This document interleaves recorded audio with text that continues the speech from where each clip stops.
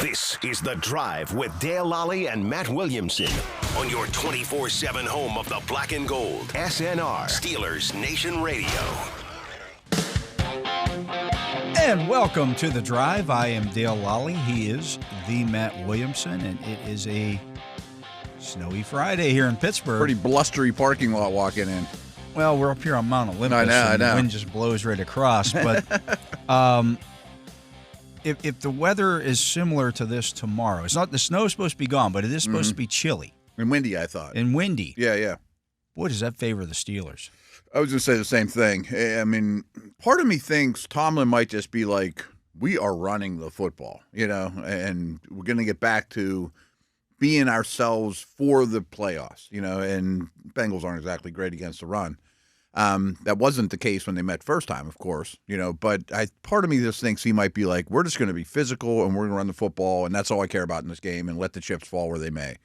Either way, they're the better running team, and they have the better defense. So Especially with Chase Brown out. Exactly. The Bengals may not have any running game. I know. I thought they might even just abandon it to begin with, Yeah. So, we'll see how this all plays out. If the weather does become a factor in this game. Let's take a look. We didn't take a look at the schedule earlier in the week. Let's look through this slate of games this weekend and kind of look at who's playing, who cares and who doesn't. Yeah, there's some that really don't. Obviously, the Saturday games, both games meaningful. You got Cleveland at Baltimore 4:30. You've got Cincinnati at Pittsburgh at 8. Both meaningful games in the overall. I guess Brown's motivation's the only thing to question. Oh, it's been questionable all year long. All year long, right? And thus the huge spread. Moving on to Sunday's slate. Carolina and Atlanta. Atlanta obviously still cares. If they win that game and Tampa were to lose, they would win the division. And they're both at 1, so they can't, they can scoreboard watch a little, but they're going to have to give it everything they got. Which is what I thought was going to happen with the Cincinnati situation with Denver and Miami. Yeah, right. And as well as the Pittsburgh-Baltimore situation.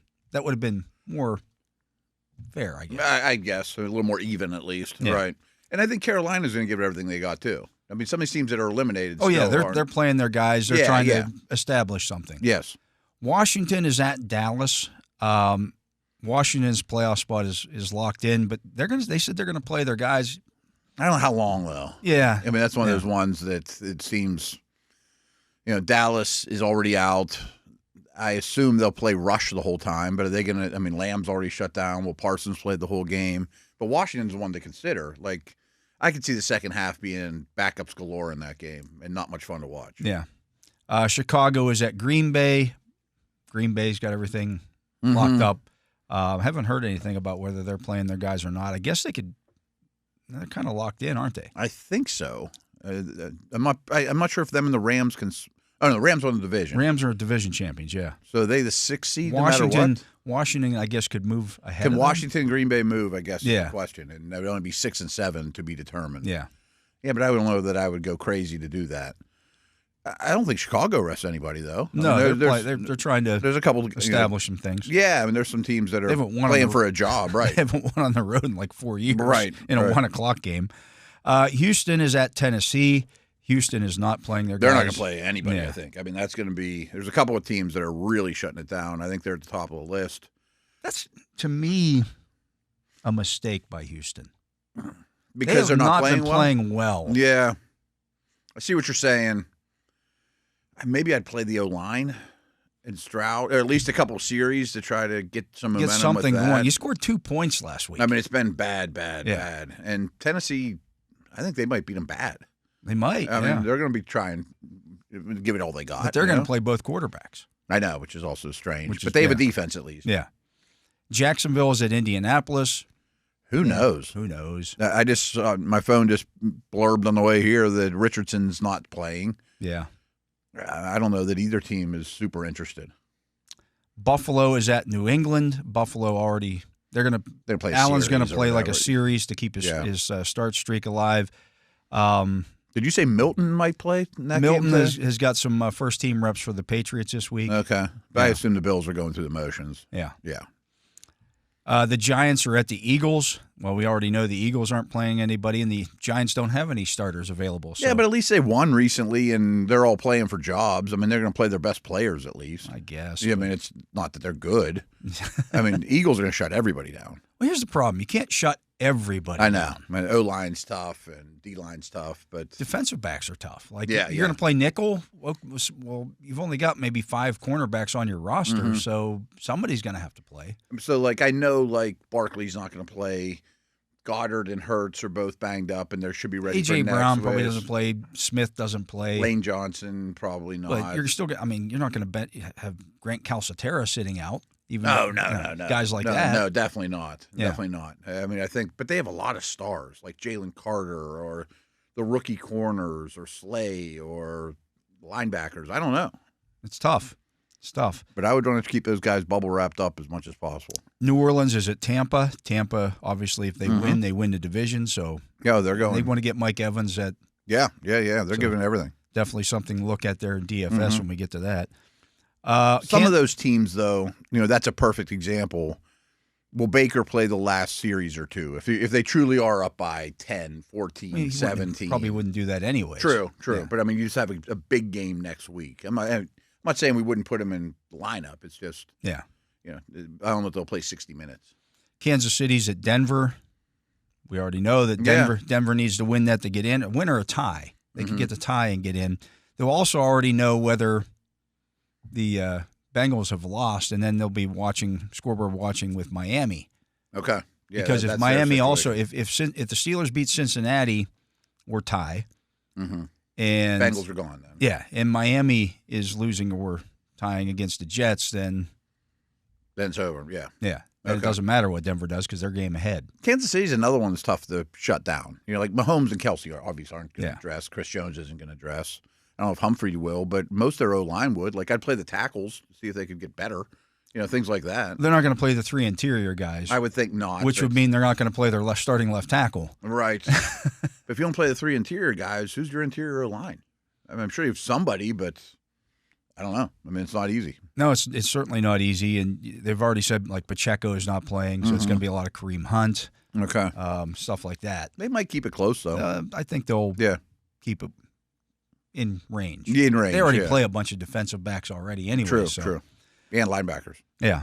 The Chargers are at Vegas. The Chargers have nothing to play for. If the Steelers Well, lose, if they the do. Steelers lose, they do. Yeah. Um, I don't think Harbaugh is a shut-it-down kind of guy, though. no. I mean, I don't know if Herbert plays the whole game, if there's nothing to play for. He's It's got funny. a lot of injuries. So Belichick earlier this week was on, I think, the McAfee show or something, and said that he would have a tough time selling to his locker room, this guy's going to sit and that guy's not. Mm-hmm. And I understand that Yeah, whole, it's hard. What do you mean I'm not as important as this guy? That kind of Yeah, stuff. but I mean, I'm trying to think what Belichick did in the day, though. I think they played played his everybody guys. all the time, Yeah. no matter what. Even Brady. Yeah. I get it, but man, you don't want to lose Richard Seymour or Randy Moss, or And Vegas has played well of late. their defense has been pretty good. Yeah. Yeah, So even without Crosby.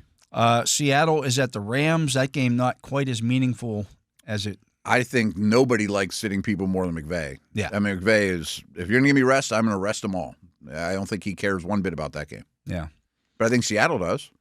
They're trying to build something, younger staff, Maybe it's a lot of how, but Yeah. Miami is at New York. We know Miami would need to win and have Denver lose. is Rodgers playing? I thought there was some doubt about that.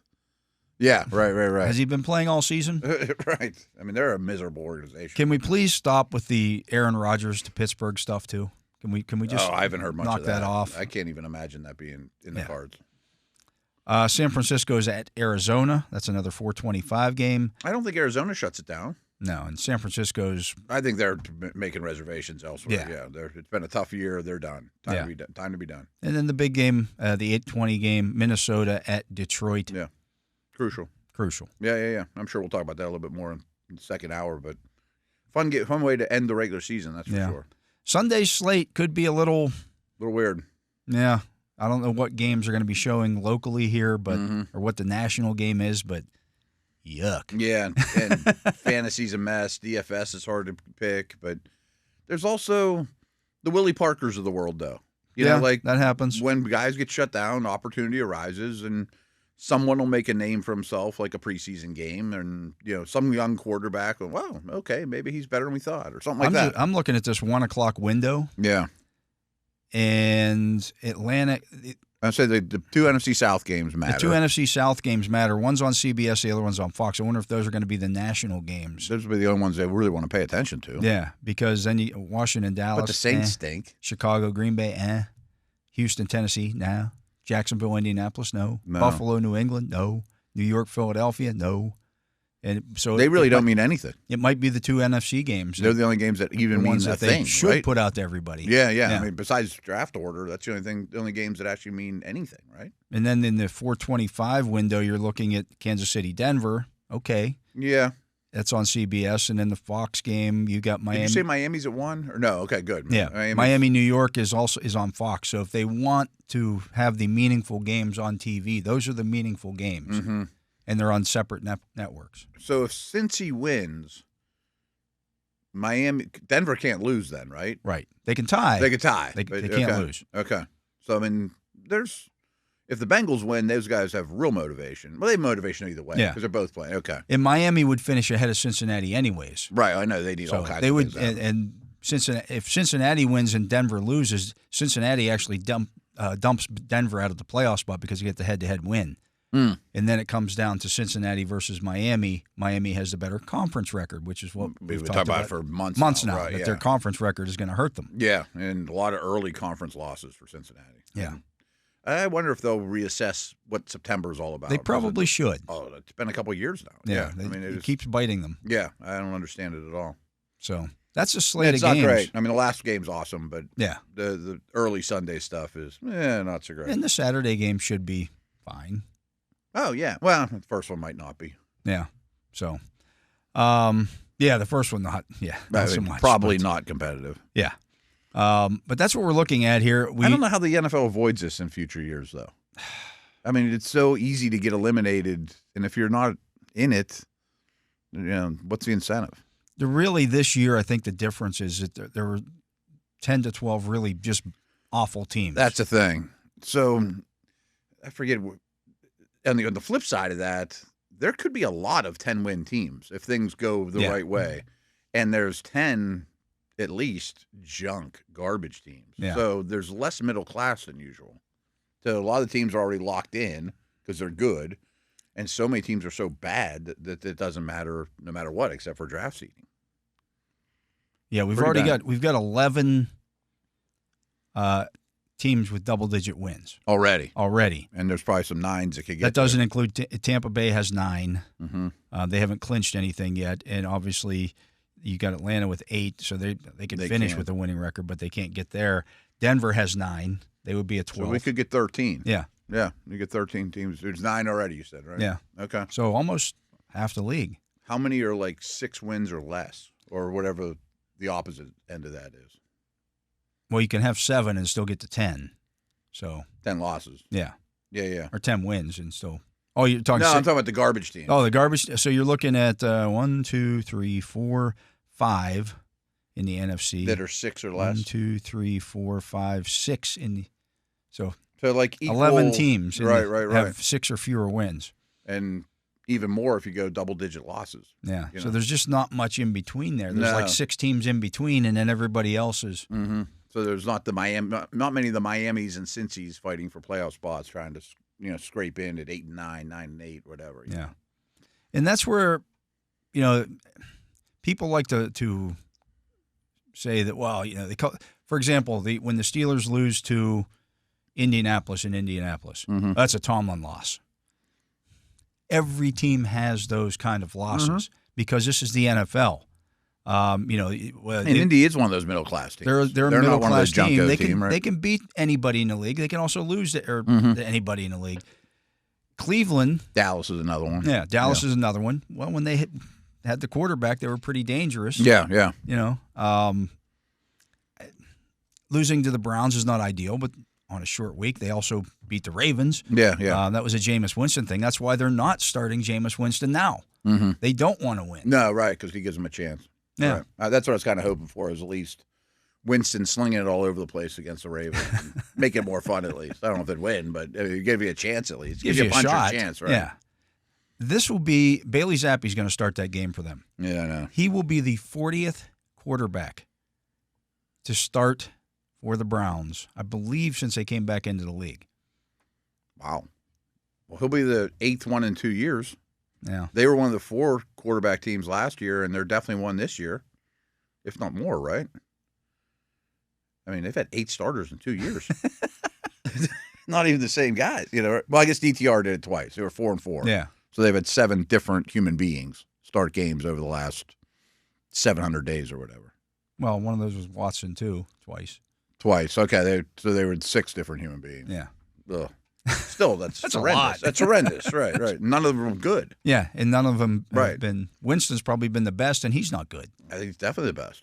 Flacco was one of them, At least too. gives you a and, chance to win. Same thing with Flacco. At least gives you a chance to win. Right. But that's only they're comets in the sky. They're short-lived. You know, I mean, those guys play crazy and, you know. Oh, what a mess. Yeah. So, I mean, going into this, you only have 3 teams. You have 3 teams fighting for one spot in the AFC. Yeah. You've got Just the NFC South. 2 teams fighting for one spot in the NFC. It's not what the league wants. It's not. It's it really not. isn't. Right. And I guess, you know, from a league perspective, I can understand doing the AFC North all on Saturday. You're going to get a lot of eyeballs on it. Yeah, at least you're going to watch the Ravens, make sure that they do what they're supposed to do. And then the second game is good on both ends, at least. At least both teams have something to play for. And then Sunday at 1, though, is bad. Yeah. The Colts losing last week really screwed things up. Jonathan Taylor dropping the ball at the 1 really screwed things up 2 weeks ago. Yeah. I mean, like that, like the Bengals would be in so much better shape with the Denver loss there. I mean, that's a game Denver should lose. You know, Taylor's running in the end zone, just drops it on the 1. You know, it's amazing the butterfly effect of that. It's amazing how much that happens. I know, it's been a couple times. Run the What ball is going through on? the end zone. Why? Right. Yeah, this happens at least like 2 or 3. It's happened like 3 times this year. I know. I don't get it at all. Like, Worried about your dance you're or what? taking the reservation for the touchdown. Right. You're not You're doing the keeping the reservation. That's the easy part. Yeah. Carrying the ball across the goal line is kind of the whole point of getting. Yeah, breaking all the tackles and getting doing all that stuff's hard. And just actually taking one more just step running is not and hard. running Right through the end zone. Right. I wouldn't drop the ball. I would run through the end zone and hand the ball to a fan or hand it to the official. Did you see he did that the next week? Yes. Though? Yeah. I mean, he do it the Barry Sanders way or the Larry it. Fitzgerald way. Right, you just right. run to the ball through the end zone and toss it to the official. That part's not hard. That's not hard to do. Yeah. That's insane. But I mean, the Colts will Wait still for be one in of it. your offensive linemen to get down there, hand it to him, and let him spike Yeah, it. Gronk spike it. Yeah. Yeah, right. But I think the Colts would still be in it. They Because Denver would have a loss. You know, Yeah. right? Yeah. I mean, would definitely still be in it'd it. still be in it. Right. It'd be a very. The NFL's not happy about it. Like there'd be a lot more meaningful games going on right now. And I really think that if the Colts had won, you might have seen that like that Denver Kansas City game might have been Saturday. Yeah. That makes sense too. Because they would need, all right, you need to win to get in. These guys all need, I don't know. I mean, Yeah, I don't know but how they would have positioned this whole thing, or maybe you put the 2 NFC South games on. They could be. Well, you don't want one Saturday. scoreboard and then watching the other though. Well, you're kind of have that with. Well, scoreboard watching, I mean, but like you don't want to be like, oh, they lost. I don't have to play anyone. So the night game. The Steelers could, if Mike Tomlin did that Yeah. Saturday night, I would understand it. I would understand it as well. It's not what I would. Assuming the Ravens win. It's not what I would do. Right. But it would be a big thumb to the nose to the NFL. Like, oh, you want to put us here because you think okay, we're just not going to play all anybody. You're going to backups, get a right. garbage game here. Yeah. And I would understand it too from the Steeler perspective. Yeah. But, I'd much rather go to Houston though. I understand why they're playing their guy. I mean, you've lost 3 in a row. You want to get that. It's why I don't understand why Houston isn't doing that. Yeah. Same reason. Yeah. I see what you're saying on that. And it's not like they're littered with injuries, Houston. Yeah. I mean, I don't know if I'd They're not getting Tank Dell back. They're not getting. No, right. Yeah. I don't know if I'd play Daniil Hunter and Will Anderson and those guys, but I think I'd work on my offensive I'd put line my stuff. offense out there. Yeah, because so They bad. scored 2 points last week. Yeah, and it's miserable, and they can't pick up a blitz. And, Yeah. Do you think any chance Tomlin does No. late in the game? I mean, like, would it have to be a blowout? I think they'd have to be up, yeah. Okay. Or down heavy, Yeah. But I don't think that's the move. I don't think the Chargers will either. I just think that's I just think that's their Yeah. mentality. And again, as I mentioned, that's something Belichick mentioned, that I can't go and say to this guy, you're more important than that guy, or that guy's more important. And you just where do I draw it. the line? Yeah, I mean, he didn't pull Brady out of those games. No, I know. How do I field my worst 11? Yeah, right. Well, I don't care if you go out there and blow your knee out. Yeah, because you stink, and right. If anybody, there's nobody behind you, it's worse than you, so you're going to go out. It's just like, so in the comments section today on our YouTube, again, a lot of Roman Wilson stuff. How do you go to a guy? How do you go to Scotty Miller and say, Scotty, you've practiced all season long, but we're going to cut you because Roman Wilson's back. He's practiced. I counted them up in my head. Since the start of training camp, Wow. Roman Wilson's practiced about 15 times all season long, including 3 this week. And people want to shove him back onto the field. He never got in a preseason game. He's never been gotten in a any preseason kind of game. He played 5 snaps in 1 game this year. That was with 3 weeks of practice leading up to that when he came back from the injury the first time. Yeah. Played 5 snaps in the game. They were ready to start ramping him up more, and he got hurt again. That's the only time he's ever put a uniform on. Yeah. Yeah. Like, it just sends a bad message to everybody else in that locker. Oh, well, what's going to happen now?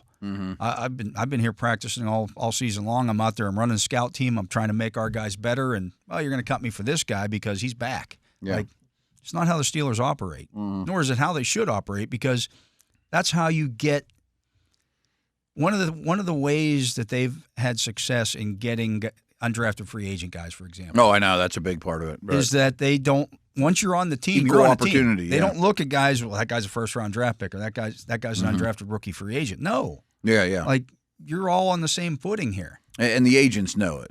Yeah. I mean, you screwed my client a year ago for no good reason, just because you wanted to. This guy was drafted higher, and he did nothing wrong. How many snaps realistically would Roman Wilson get? He got 5 the last time he was active. That was after 3 weeks of practice, returning. Right. Like, he's not going to play on teams. No, that's you're going to offer him up to Danny problem. Smith, and Danny Smith's going to go, what am I going to do with him? No, he can't be a gunner, and you already have a punt returner. We didn't get to work with him at all in the preseason on doing any of this stuff. Well, he's not built for teams anyway. Right. I mean, unless he's a punt returner. Yeah. I mean, which he's he like isn't. Calvin Austin. Yeah. Right. He's not going to run down on punts or kickoffs. So, all you're doing is taking a roster spot away from somebody else who might actually help the team win. And you're actually taking a spot away from Danny. Yeah. Most likely. It's somebody that can play teams. Nobody thinks about, like, yes, I understand the Steelers receivers haven't given you enough beyond Pickens and, some of this, but no. Yeah. I mean, I hear he would have to be head and shoulders above everybody. That's what I keep coming back to. If we were a first-round draft pick coming back that we got to get this guy in the field, I would understand it. We're talking about a third-round guy. Yeah, he would have to be dynamite in practice. Dynamite. Like, boy, we really got a special player here. He's practiced 3 times this week. 3 times. Let's tap the brakes a little bit, people. Yeah, you'll get your chance at Roman Wilson in camp. I mean, he'll be back next year. I mean, if they have 3 injuries in this game of wide receiver, right. you could see Roman Wilson out there. They're going to need him. But if not, I mean, he's next man up. Yeah. They need somebody to go down. Somebody would have to get hurt. That's just the way it is. I mean, I understand the excitement. You want to see rookies and all that. I get it. Everyone loved the pick, and I thought it was a good pick too. But there's logistics to it. A ton at this point in the season. Everybody's spots on the roster. You're on the roster at this point in the season because you fill some kind of role. There's also a trust factor too. I can't have you run the wrong route. No, the last thing you want, game or is Neil O'Donnell and Andre Hastings not reading the coverage the same way, and you cut in, and the quarterback throws an out, and it's pick 6 the other way. You don't want that. And you go home from Houston with a loss. And you lost by 6 points or whatever. Right. Yeah. I mean, that's how stuff works. Right. Can't have it. Anyways, let's get to a break. He is the Matt Williamson. I am Dale Lolley. You're listening to The Drive here on the Steelers Audio Network. When we return, we'll be joined by Steelers sideline reporter Missi Matthews right after this. And welcome back. I am Dale Lolley. He is the Matt Williamson, and this is The Drive on the Steelers Audio Network. And we are welcome in on the Justin Miller hotline, Steelers sideline reporter Missi Matthews. And Missi, I hope you got some warm clothing for Christmas, because chilly out there now. 8:00 game Saturday night against the Bengals at Acrisure Stadium. that doesn't figure to be real warm Saturday night. No, it takes me back to the Christmas Eve game against the Raiders. As soon as I saw that it was a night game, well, first of all, I was mad it wasn't on Sunday, and then, of course, the Ravens got the earlier game. But yeah, it's going to be cold, so I'm going to bring out all my stuff. Assuming we get some sort of weather, it doesn't sound like it's going to be terrible, but it could be cold, windy. Dale and I were thinking that greatly favors the Steelers. Run the ball, be the more physical team, not relying on the passing game as much. You agree? Yeah, no doubt. Yeah. I mean, I think especially, Chase Brown with his ankle sprain and, what Joe Burrow and Jamar Chase and T. Higgins like to do, absolutely. And it would be good for the Steelers to, get the old pickup truck going before the playoffs and get that run game going, as Arthur Smith had referred to it, a few games back. I wonder if they just really run the ball like crazy to set the tone for the playoffs, too. We need to – goal number one, of course, is winning, but goal 1A might be we need to be the most physical team out there and get a running game rolling to get ready for the playoffs. Yeah, I think winning the line of scrimmage on both sides would be huge, just to have that momentum, to get that taste back in your mouth of what we have seen them do before this 3-game losing streak. It does feel like it's one of those games where they need to win it just to prove it to themselves before the postseason begins, because you don't want to be one and done. I'm sure it would, little icing on the cake to make sure the Bengals don't make it. So I just feel like it's, all of the games that have backup quarterbacks starting, at least this one, it feels like, okay, this is going to be like a legit game, because there's going to be some games on Sunday that are going to be unwatchable, I think. Oh, yeah. Yeah, we just went through the schedule, and actually there's not just some games. There's a lot of games that are going to be unwatchable. So if you have something brutal to do Sunday, it's not going to be that hard to figure out something else to do other than watching the NFL. Especially the 1 o'clock slate. Right. Rough. Yeah. Yuck. Missy, when the smoke clears from this, however this game plays out, do you expect that the Steelers will have figured out some of the communication issues that they had or have been having on defense?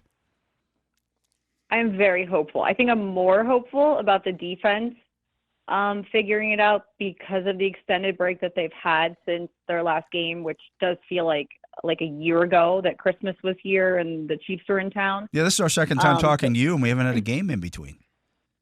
It's so weird. I think we were just everyone put their head down and went through the grind of the 3 games in 11 days, and then you could finally, come up for air, and you're like, wait a second, when's the next game? It's very weird. But yeah, I just think that, that the defense has to figure it out. I feel like they're doing all the right things. They're saying all the right things. And it's a home game. Again, you're going against a team that is fighting for its playoff life. They need help, obviously, but they still have to win this game first. The Steelers have been in this position before that the Bengals are in, going back to even just last year. So it is something that hopefully, we're not seeing, hands in the air and guys kind of looking at each other like, who was supposed to have that guy? How did we get beat in the flat? Yeah, you never like to see the Spider-Man meme taking place on the field where all the Spider-Mans are pointing at each other. Yeah. That's not good. In terms of the communication with some of that stuff, and there's been a lot written about, the Steelers were bickering and all this kind of stuff. Did you see any of that on the sidelines? In terms of guys yelling at each other, and stuff like that happens all the time. I understand, it's not uncommon, but I think people are making maybe a bit too much of this. Well, the Steelers are infighting. I don't necessarily see that. No, I mean, I definitely think, especially when you get to the third last and it just pulled away from them, because at halftime they were still in that game, the third loss. I think, of course, it's more like the body language, but it's not like guys telling each other off or getting in faces. Of course, you're going to have the few and far between, kind of dust ups or whatnot, but I really don't think that it's a, personal attack on each other. Sometimes I think it's just frustration so takes over. Yeah. Yeah. Right. And it just boils over. Not that it's finger pointing, going back to your meme. But no, I didn't see a fist fight in any of the 3 losses, if that's what people think is happening. But I do think that they are all very blunt with each other. Like Deshaun Elliott, he said, what I said after that Christmas game, I should not have said publicly, but it's something I would say in the locker room or to my teammates and whatnot. And agree, I think they're all like that. I mean, think about Cam Hayward. When you get him upset about something, you might want to stay away from Cam. You're going to hear about it. And like his teammates know that too, I'm sure. I think it's probably a lot of very blunt conversations. There was a little bit of it of Cam talking, it looked like, to the defensive line guys on Hard Knocks in this latest episode, just kind of setting the tone. And, Cam's one of those voices that Mike Tomlin respects, lets him vocalize what he's thinking. And Cam has the respect of everybody. He's been here before. He's done it, and he is somebody that cares deeply about this team and about winning and about, getting TJ Watt his first playoff win, all of this stuff. Cam, he's like the historian / veteran leader of the entire team. So Najee and Jalen are both going to get their touches, but do you think we're in the midst of Jalen Warren becoming the 1A and Najee not being the backup, but being the 1B? It does feel like that. Yeah. And I think especially when you just kind of look at the numbers, one of the NFL research packets had, Jalen Warren's average 70 scrimmage yards per game since week 7. I just feel like you see what he does in terms of it's just like sheer determination and will, and just puts his head down and goes. And, that's how you said earlier, if it's a bad weather game, you want to run the ball, plus the clock goes down, it goes faster, less chance of injuries. Like there's just a number of reasons. And it does feel like he's kind of taken over that angry running that, we saw from Najee earlier in the season with his 100-yard games, but it does feel more like it's swinging in Jalen's favor of it just working out. Missi, we saw 4 Steelers named to the Pro Bowl roster yesterday. There's been some pushback on Minkah making it, and my theory on this whole thing was this. Minkah didn't win the fan vote. That was Amani Hooker from the Tennessee Titans, which tells me that Minkah did win, or overwhelmingly had the votes of the coaches and the other players in the league. And to me, that's more important. And so people thinking that Minkah doesn't deserve to be in the Pro Bowl this year might want to just take a step back and look at that. If the players and coaches voted for this guy as the number 1 free safety in the AFC, maybe he is doing some things right. Yeah, and I do think sometimes, you can get into the Pro Bowl stuff where it's like name recognition. Minkah even said I haven't been as splashy, so I don't know. But I do think, Coach Tomlin talks about it all the time, TA, every time they're asked about Minkah and the lack of splash. Obviously, we saw the first interception in Baltimore just 2 games ago. But agree, I think, everybody in terms of around the league and on his team respects what he means to the defense and kind of the glue that helps keep it all together and is really the last line of defense, when things don't go right in front of him. Would you expect to see Justin Fields in this game in some capacity? I mean, even just one snap? I mean, you think he gets in there?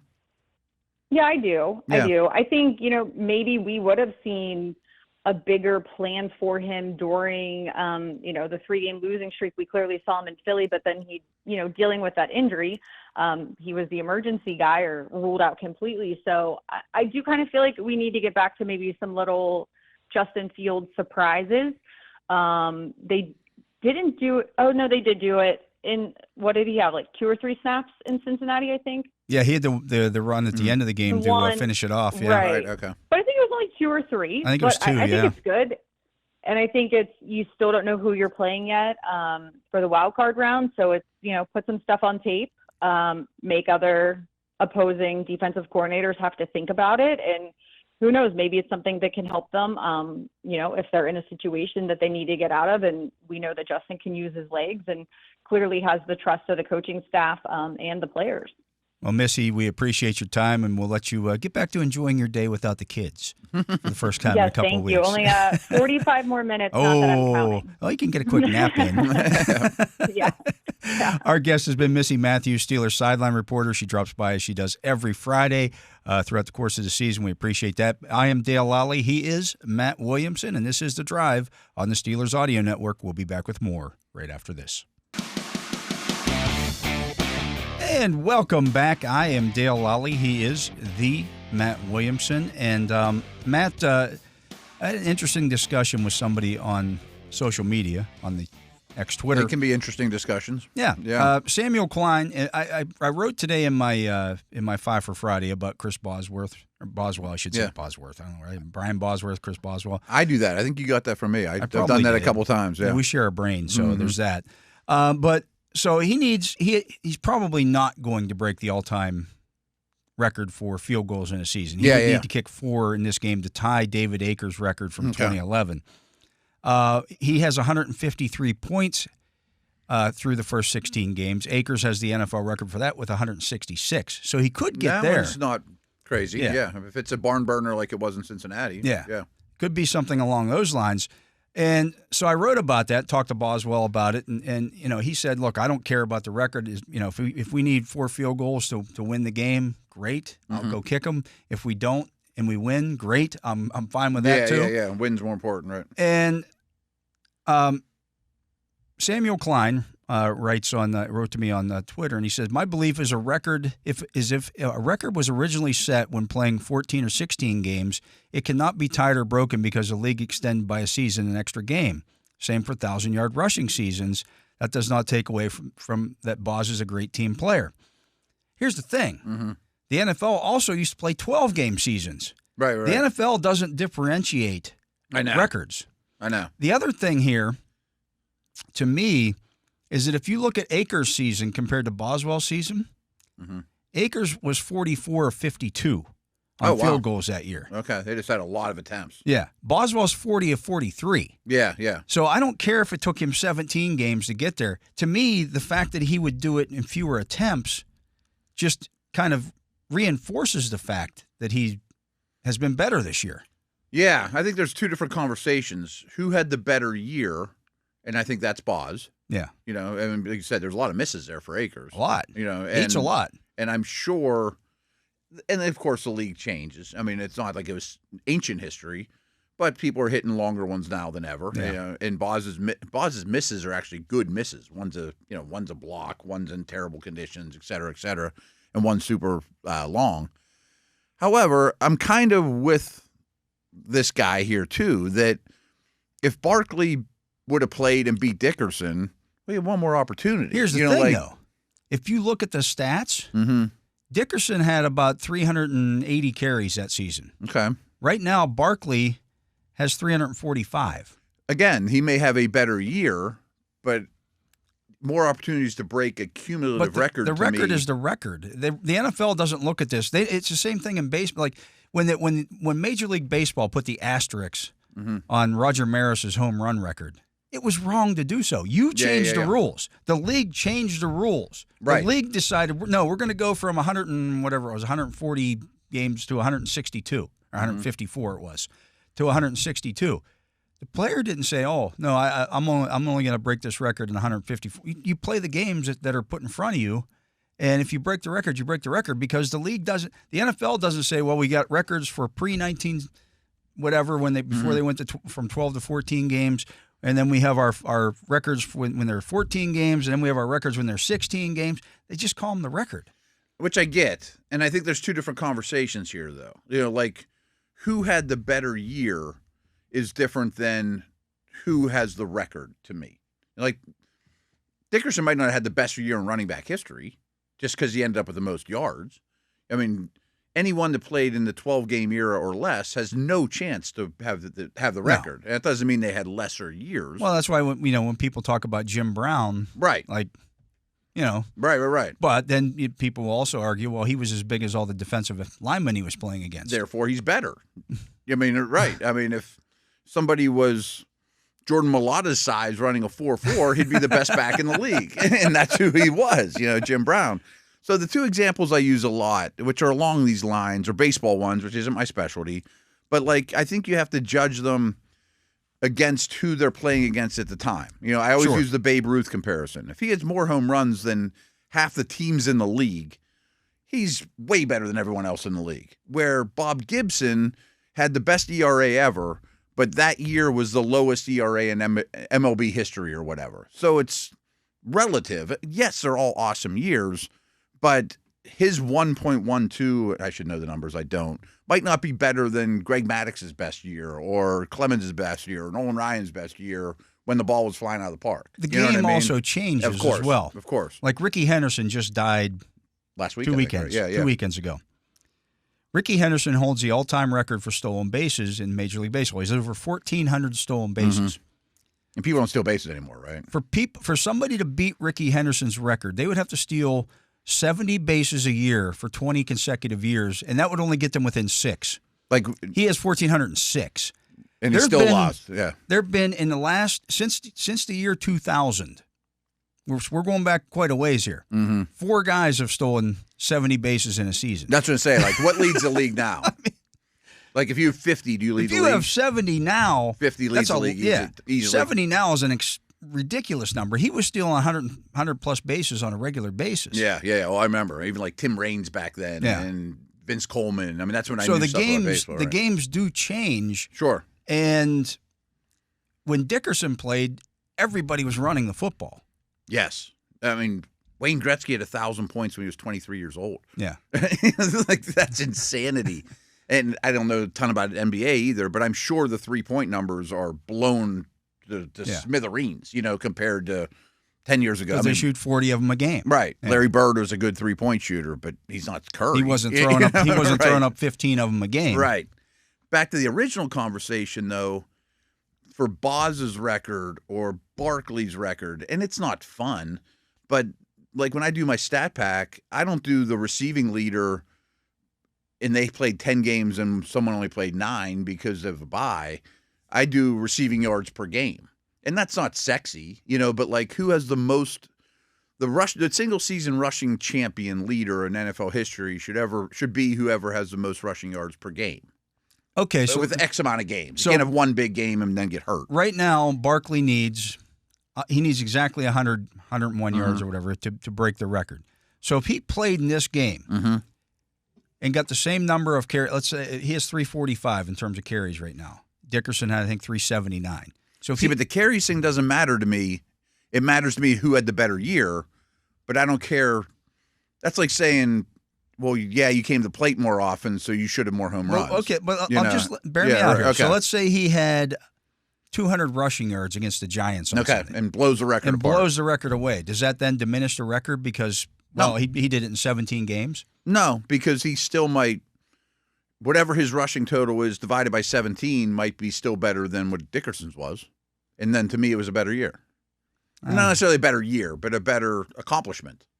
You know what I mean? But they don't look. They use the yardage as the record. They don't use yards per game as the record. But I know they don't. I'm just saying that's. For example, when TJ Watt tied the all-time sack record, single season sack record, he did it in 15 games, not 17. He missed 2 games. I know. Nobody looked at that and said, "Well, but he did it in an extra game." Right. No, because he did it actually at one fewer game. But let's say hypothetically, Lawrence Taylor's the best pass rusher that ever lived, and I know. In his era, they weren't playing 12. But if that was a 12-game season, he'd have no chance. You know what I mean? Like, he'd have a chance. Not against guys playing 17 games.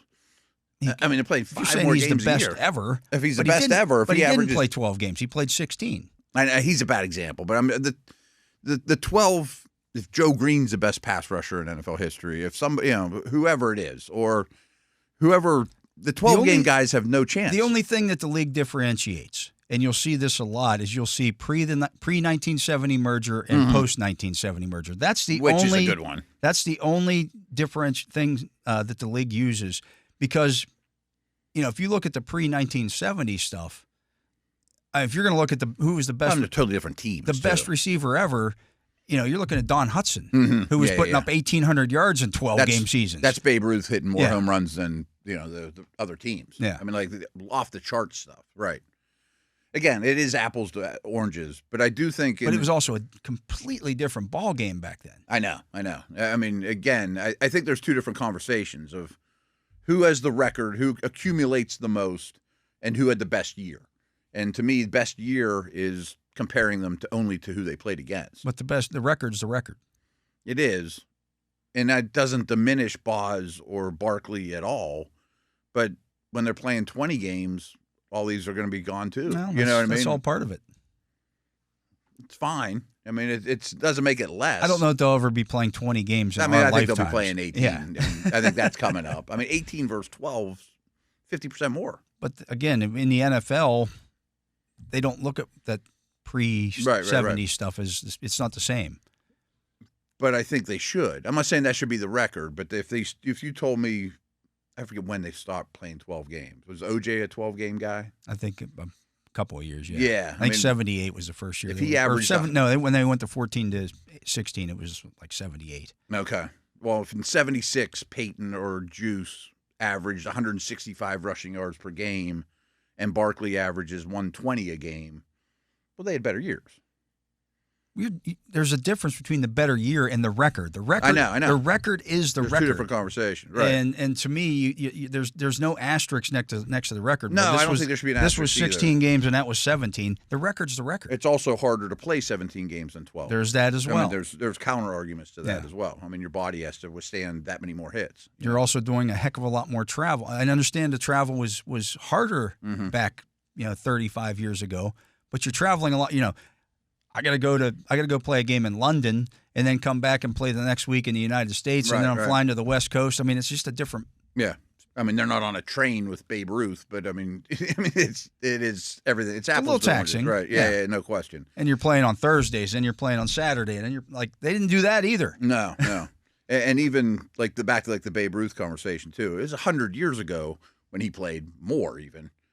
But he didn't play against African Americans. He didn't play against Latinos. Right. Yeah. I mean, it's a lot different group. I mean, hockey wasn't Guys worldwide. weren't throwing 100 either. Yeah. What's that? Guys weren't throwing 100 either. Right. I mean, Bobby Orr didn't play against Russians, and I mean, it's a different world. Yeah, absolutely. Just an interesting discussion. It is. So, what do you think? Let us know in your comments on the YouTube channel. We'll check those out. But that's going to do it for hour number one. He is Matt Williamson. I am Dale Lolley. You're listening to The Drive here on the Steelers Audio Network. Matt and I'll be back with hour number two right after this. And we are back. I am Dale Lolley. He is the Matt Williamson. And, Matt, I know we didn't do a fantasy football focus yesterday, but we will do one today because we got to put a DFS lineup. Yeah, we at least got to give it a shot, and try to pick this low-hanging fruit. I have no idea what the money's going to be like, or the how they do that. It can be a little strange. Yeah, I don't envy them at all. Let's take a look here at the defenses. The Buccaneers, the most expensive at $3,600. They're not even a very good defense. They're playing New Orleans, though. Right. Which isn't a very good offense. Yeah, exactly. The Chargers are $3,500. The Packers against Chicago, $3,400. The Eagles against the Giants, $3,300. Colts against the Jaguars, $3,300. Dolphins against the Jets, $3,200. Falcons against Carolina, $3,200. Bills against New England, $3,100. It's not bad. I mean, we're getting backup quarterbacks, and I don't know how many Bills players are going to play, but Yeah. Washington against Dallas is $3,100. Detroit against Minnesota is $3,100. That's a game I don't want to touch. No, not with defense. Yeah, right. There's so many other. You might get a touchdown out of it or something like that, but yeah, I don't want to be involved in that game for defenses. Tennessee against Houston is $3,000. That one's really appealing to me because I assume Jeffrey Simmons and those guys are going to play. Cincinnati at Pittsburgh is $3,000. Denver against Kansas City is $3,000. Not bad. That's not. They're going to play everybody. Yeah. They allow a lot of sacks. If they're sitting offensive linemen, that's not terrible. I mean, Mahomes is great at not taking sacks, and he gets sacked a lot. Yeah. Seattle at the Rams is $2,900. The Rams against Seattle. Playing anybody. The Rams against Seattle is $2,900. Yeah, Garoppolo is going to start. Right. I don't know how many linemen are going to play. I'm sure Kupp and Nakua won't play. Houston at Tennessee is $2,800. San Francisco at Arizona is $2,800. Minnesota at Detroit is $2,800. The Steelers are $2,700.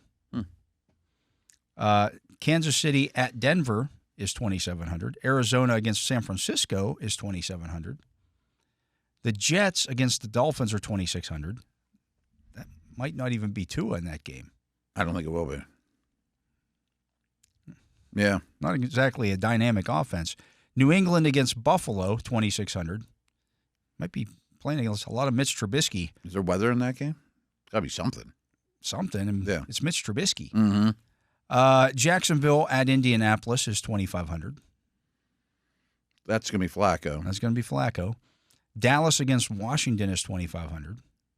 The Giants against the Eagles is 2,400.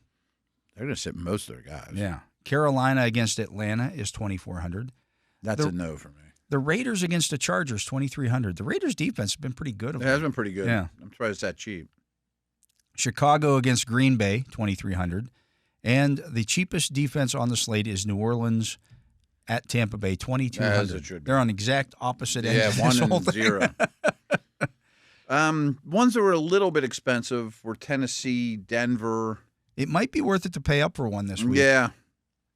And there was another one right in that neighborhood I like too. The teams that need to win.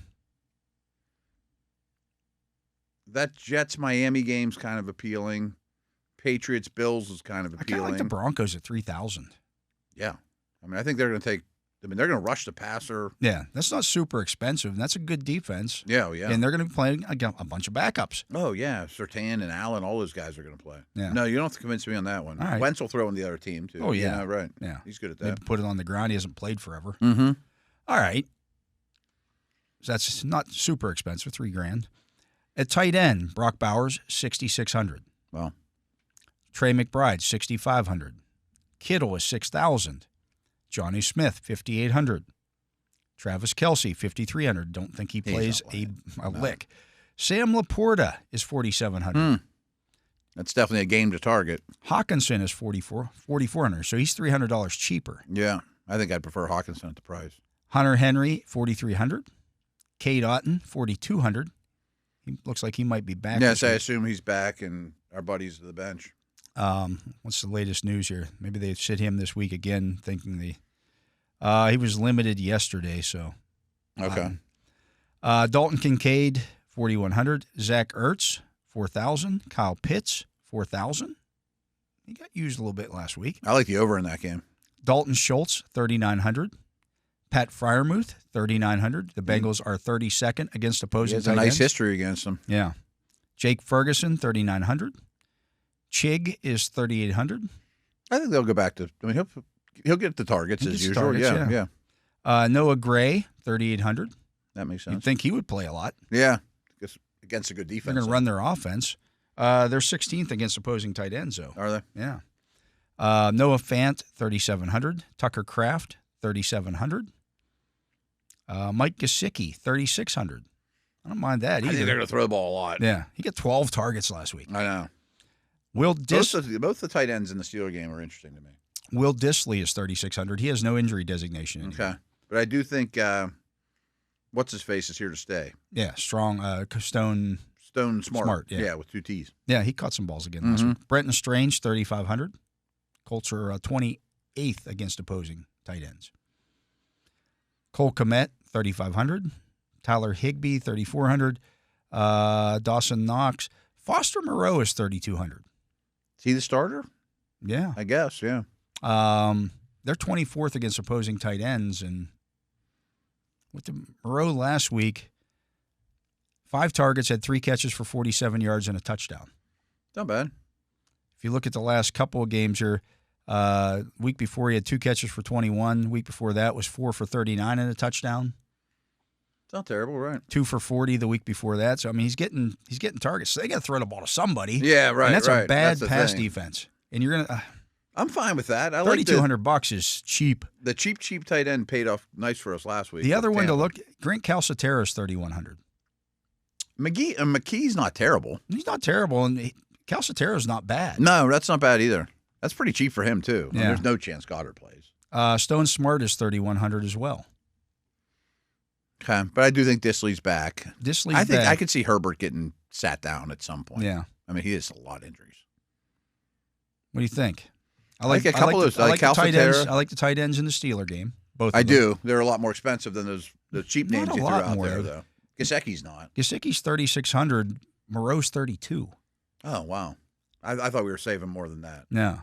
Freiermuth's only, what was he, 39. I think there's going to be a lot of passes to Chase, Higgins, and Gesicki. Well, he catch a touchdown pass, so that's the. Yeah, I don't know. Like I think Freiermuth has a better chance to score. Yes, I 100% agree. What's the price difference on those two again? Freiermuth is $3,900 and Gesicki is $36. Oh, I thought that gap was bigger than it was too. I would go with Muth. I think he had 6 catches the last time. Gesicki had 5. He tore it up last year against them too. Yeah. All right. Plus, if there's some weather, you get some shorter stuff. That's middle of field's available. Yeah. All right. Moving on to quarterbacks. Josh Allen, 8,500. No. Yeah, Jaden Daniels, 7,800. No. Burrow is 7,500. That I get. Jalen Hurts, no. Baker Mayfield, 7,000. That's not bad. Jared Goff, 6,800. Okay. Mahomes, not going to play. Sam Darnold, 6,500. I mean. Yeah, right. I might throw for 300 against that Detroit defense. Right. I got a bad win. In a dome. I mean, all the weather games are going to be out there. That's not one of them. Bo Nix, 6,400. Jordan Love is 6,100. C.J. Stroud, 6,000. Kyler Murray, 6,000. Herbert, 5,900. Bryce Young, 5,800. I mean, that's not bad. I like the over in that game. They're 27th against opposing tight end or opposing quarterbacks, I should say. Drake May, 5,700. Matthew Stafford, 5,700. If he plays. Rodgers is 5,600. Caleb Williams, 5,600. They play him on the road. Carson Wentz, 5,600. Against Denver's defense, I don't love it. I think I want to spend a little. They might just run the position. ball and try to get out of there. There's only like 6 or 8 of them that you kind of know are going to play start to finish. Mitch Trubisky is 5,500. Geno Smith, 5,500. Joe Flacco, 5,400. Michael Penix, 5,400. Russell Wilson is $5,300. That's really cheap. He threw for 400 yards against these guys the last time. We put that in? 5,300. I don't understand that. Right. Did they think he was not going to play?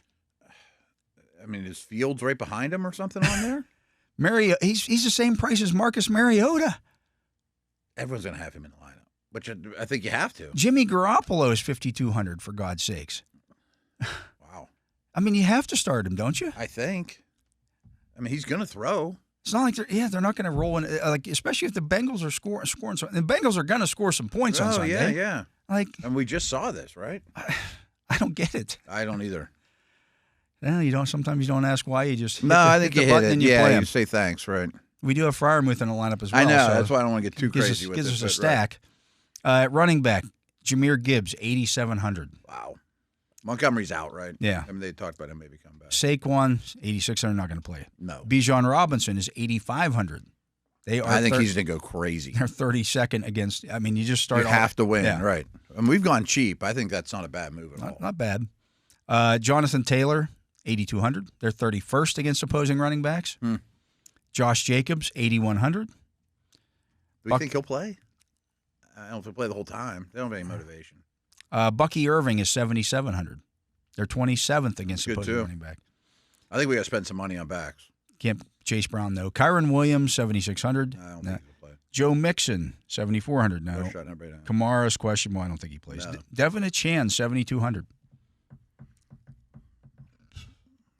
He could be a little hit or miss. Yeah. James Cook, 7,000. Don't think he plays. No. Zach Charbonnet, 6,700. Walker's back. No, Walker's on IR. Yeah, Walker's on IR. Yeah. Breece Hall, 6,500. Aaron Jones, 6,400, but he is still questionable. Yeah, I think he plays. Dobbins is 6,300. Tony Pollard. Yeah, I don't think he plays. He's 6,200. Spears is out. So who's running the ball? Is Pollard out? Or am I No, crazy on that? Spears is out. I know Spears is out, but Pollard has been injured the last couple weeks. He's practiced this week. Okay. Brian Robinson, 6,000. Isaac Guerrero, 5,900. They have no reason not to play him. No, I would think he plays. Jalen Warren, 5,800.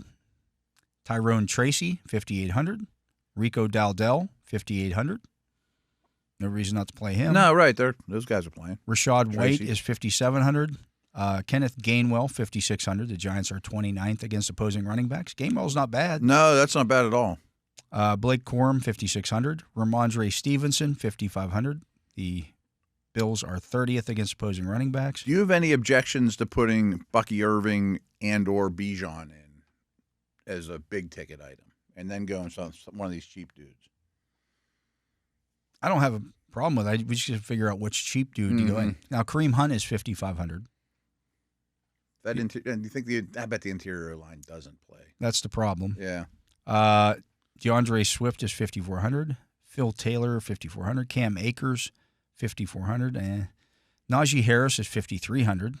Pretty cheap. It's really cheep. I don't know if we do. Antonio Gibson is 5,300. They keep saying he's going to take over, and he never quite does. He's been getting some. He plays a fair amount. He had 12 carries last week, and he had one target. Mm-hmm. It's not been awful. Alexander Madison, 5,300. Ray Davis, 5,200. Ooh, I would think this is a Ray Davis kind of game. Yeah, feed him. That's not bad at all. Weather, I like that a lot. Khalil Herbert is 5,100. He's their lead guy at least. Tank Bigsby, 5,100. Emmanuel Wilson, 5,100. Brian Allen, 5,300. Ty Johnson, 5,000. I think he might get some I'm sure as he'll well. Get involved. Tyler Algier is 4,900. It's not bad either. I'm really leaning towards Bijan. Yeah. I like Davis. Jaleel McLaughlin is 4,800. He's kind of their top guy. He's kind of the guy now. Kind of, yeah. Like if you look at the last few games for Jaleel, it's not bad. He had it's 9.6 points, 6.4, 9.4, 4.4. But he's gotten double-digit carries in 2 of the last 3 games, and he catches the ball. Now, he's 195 pounds. He's not, but who's playing on Kansas City defense? Yeah, right. I mean, he's a lead back at this cheap. I mean, we've named a million running backs. 4,800. If that allows you to go get Bijan, who might have a massive day. I like that approach. I mean, he doesn't have to get 80% of their carries. Do you like him better than, say, at 4,800? Ray Davis was another name. Ray Davis was. Yeah, I think Ray Davis gets a lot of running. He was only 5,200. We could probably do all 3 and get a lot of money to spend on a receiver. Yeah. You want to plug Ray Davis in now? Mm-hmm. All right, Ray Davis in the lineup. That gets us up to averaging 6,500. What if we put McLaughlin in? Bijan is a flex. Well, either way. Either way, it doesn't matter where you put him, but right. I'm going to put Bijan in the running back slot here, and let's look at wide receivers. Jamar Chase, 8,600. Justin Jefferson, 8,400. I want pieces of that game. Yeah, Jefferson's appealing. Puka Nacua, 8,300. I don't know if he even plays. Mike Evans, 8,000. That's not bad either. Yeah. Nico Collins, 7,800. Amon-Ra St. Brown, 7,700. Yeah. Now, I like that one because they blitz like crazy. Oh, yeah. And so the ball's got to come out. First time around against Minnesota, what did he do? 8 catches for 112 yards on 8 targets and a touchdown. Lions are like the best team in the league against man coverage, too, and that's what they're going to get. Yeah. I think that's, of the big dogs, that's the best one. Yeah, he's for a the buck. little cheaper at 7,700. Brian Thomas, 7,300. A.J. Brown, I don't think plays. T. Higgins, 7,100. Malik Neighbors is 7,100. Devontae Adams, 7,000. Lab McConkey, 6,900. Looks like he's going to play now. McLaurin is 6,800. Tyreek Hill, 6,700. Pickens is 6,600. Drake London, 6,500. I don't mind that. Jordan Addison at 6,400. He's been really good lately. It will get you another piece of that game. So if you went like a Amon-Ra and Addison. I don't dislike it.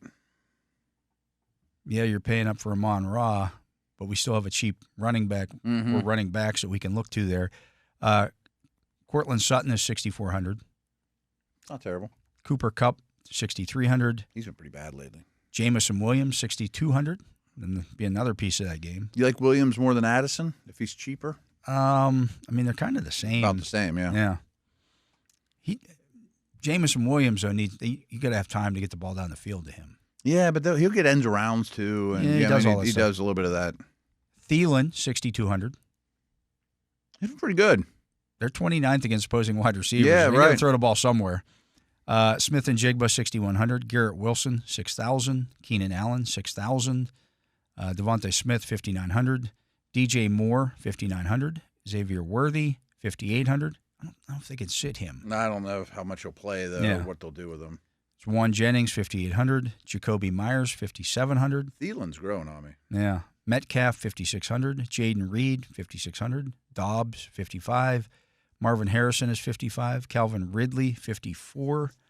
Waddle, don't know if he plays, 54. Khalil Shakir, 5,300. Can't imagine he plays a lot. Josh Downs, 5,300. Flacco. I'm just looking here to see if Alec Pierce had a nice game last week. He did. About 5,000. I don't know if we want to chase the points there. I was thinking about those Colts receivers. Yeah, let's see. Zacchaeus is 4,500. He's good. I don't know how much their guys are going to play. Yeah. I mean, he will, but I don't know if Right. Daniels Are you going to sit him? No. Wicks, Dontavian Wicks, 4,400. We got burned by him a couple of times. Pop Douglas is 4,300. Parker Washington, 4,300. Some decent cheapies that'll play. Jalen Tolbert is 4,300. What did Tolbert? See the two? I mean, Cooks is out there. Last couple games, well, not a ton of targets. He's got a touchdown, though, in three straight games. Really? What's Cooks? Jalen Coker is 4,100. I haven't seen Brandon Cooks on here yet. He's their one, isn't he? Yeah. Maybe I missed him. Did he have an injury designation? Oh, there he is. He was 4,700. Brandon Cooks, he had 8 targets last week. Week before that was 3 for 48, 5 for 34. But really, it's just been the last 2 weeks that they haven't had CeeDee Lamb. Yeah, He had 8 targets last week. It's not terrible. I mean, Rush is going to play, and he's a NFL quarterback at least. Yeah. You know? I mean, that's not a bad. I'm not saying that in a bad way. Who's looking at you? I want to get pieces of that Minnesota. Well, let's start there. Yeah, I want to get pieces of that you want game. Williams, Addison, St. Brown. I want St. Brown. All right, let's start there. Yeah, I want to start with St. Brown. I'd rather pay the St. Brown price than the Jefferson price. Yeah. The problem with Jefferson, like they'll completely ignore Jefferson for a half, and then he'll get like 8 targets in a row. I mean, that's all defensive coordinators just going insane to take him away. Yeah, but then they figure it out. Addison is 6,400. Okay, I prefer him to Williams. Yeah, I do too. Okay, so that gives us then 10. Put both those two in. Yeah, that gives us 10,000 to spend on the last 2 players. So we're going to need a nice cheapie, like a Parker Washington or somebody like that, or Brandon Cooks. Yeah. What was Cooks? Cooks was, where's he at? He was really cheap from what I remember. Brandon Cooks was 4,700, so he's actually under budget. I think that's a no-brainer. Yeah, I think if he gets 8 targets again, you're good. It's not some nagging injury we don't know about. They're going to he's completely healthy. That leaves us 5,300 to then spend on the flex, and that would get us Kendre Miller, Najee Harris, Antonio Gibson, Alexander Madison, Khalil Shakir, Josh Downs, Travis Kelce, and Travis Etienne. Is Madison the one? Yeah, because Abdullah's hurt. Yeah, that's what I thought. I mean, he's not exciting, but if he gets 20 touches. So last week it was he got 10 carries for 32 yards and 1 catch for 3 yards, 4.8 points. Week before that, he got 15.6 points. I mean, I don't love the player. Yeah, I don't either. I'm just thinking opportunity. I mean, if we're going to do that, I'd rather have Najee Harris. I'd rather have Najee, yeah.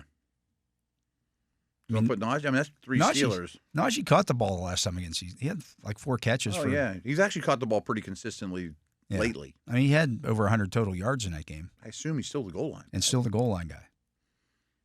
Pretty cheap. Pretty cheap. I'm fine with it. All right. Plugging him in. Najee Harris. $0, right? That puts us at 0. We got Russell Wilson at quarterback, $5,300. That's just too cheap. Mm-hmm. Ray Davis at $5,200 at running back. I'm hoping it's like the feed him all day long type of game. Yeah, if you look at the last time he got all the carries like that, was the game, where was that game at? He had 20 for 97 against the Jets and 3 catches for 55. I mean, he's a good player. He's a good player. He's just been blocked. Right. They're not going to play Cooks at all in this game. No, not at all. They'll sit some linemen too, but that's all right. Bijan Robinson at $8,500. Last time against Carolina, Bijan, where's that game at? Where's that game at? Where's Carolina at? Is Bijan in our lineup? Yeah. Oh, okay. I lost it. Oh, he had 15 for 95 and 2 touchdowns, and also had 3 catches for 10 yards. So they're going to ride him like crazy. he had 25 and a half points win. in that game. Yeah. All right. The rookie quarterback. Yeah, with the rookie quarterback. Yeah. Amon-Ra St. Brown. Love it. We already said what he did the first time around against him. Jordan Addison in the other wide receiver spot with Brandon Cooks. Addison's come on strong. Yeah. Pat Freiermuth in the tight end position. Najee Harris in the flex at 5,300, and the Broncos defense at 3,000. Cool. I think this will be sacks. Oh, yeah. Yeah. Yeah. I mean, that's what they do. That is both what they do. Yeah.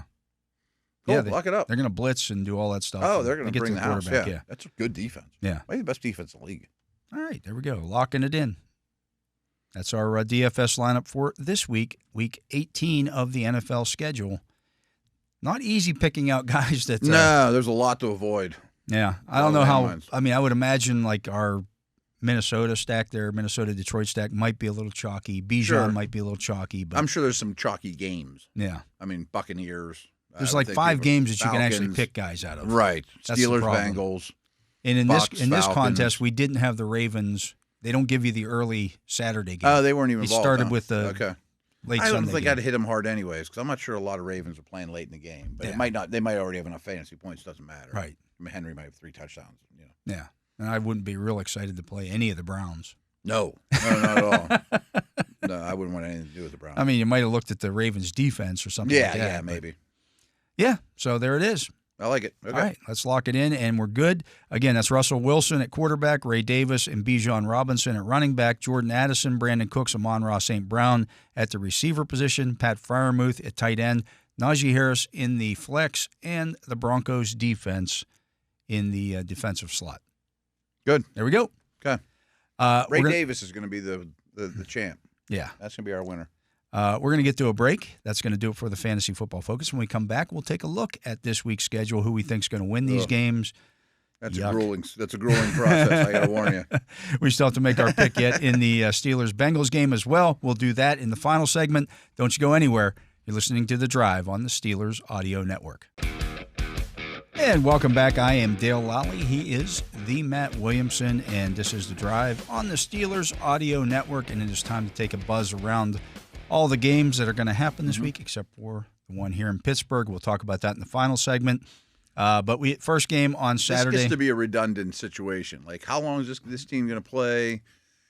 I mean, yes, we know who's going to win, but is it by 13 points? Well, it's a lot of what we're about to talk about. It's hard, really hard. You got the Browns at 3-13 at the 11-5 Ravens. It's 4:30 Saturday. Baltimore favored by 19.5, and the over/under is only 41.5. I'm taking the points. I am too. That's just so many points. This is the largest spread in an NFL game in over 50 years. Doesn't it seem like it's too much, though? It's too much. Yeah. I mean, like, they're not going to run up the score.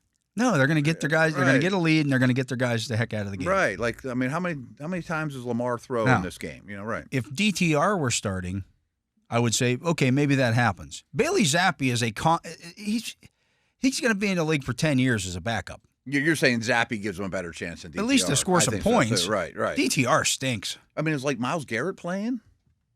Yeah. I mean, like they're not sitting anybody, right? I mean, they should at least offer some resistance. I would think it's not going to. They're not going to win 41-0. No, right. I mean, this isn't just hand it to Henry and he just runs over the 11 over-under guys. is 41.5. So what are they saying? They're saying that Baltimore's going to win 30-10, 31-10. I definitely agree that the Browns aren't going to score a lot of points. No. I don't think Henry's going to be Tecmo Bowl Bo Jackson, just like nobody's out there. You know, come on. The Browns did beat them earlier this year as well. I mean, they know each other. It's a prideful team. I mean, it's a prideful matchup, division game. I mean, if you're going to give me 19.5, I'm going to You're going to give me almost 3 touchdowns in an NFL game? Yeah. I'll take that. It's a lot of points. It's a ton of points. All right. That's going to be the case for a lot of these games. Yeah. To me. I mean, you're giving me double-digit points in games that don't necessarily matter. These players are prideful human beings. They're not going to just roll over. You don't see double-digit points in the preseason games. Right, which is essentially what these are going to end up being. But these are NFL players. Those are mostly not NFL players.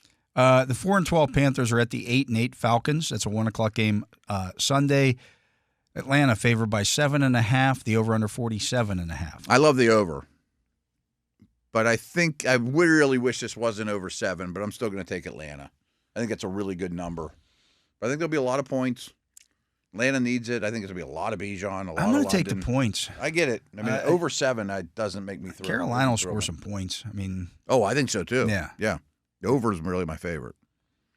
The 11-5 Commanders are at the 7-9 Cowboys. Washington favored by 6. The over under 44.5. Points at home?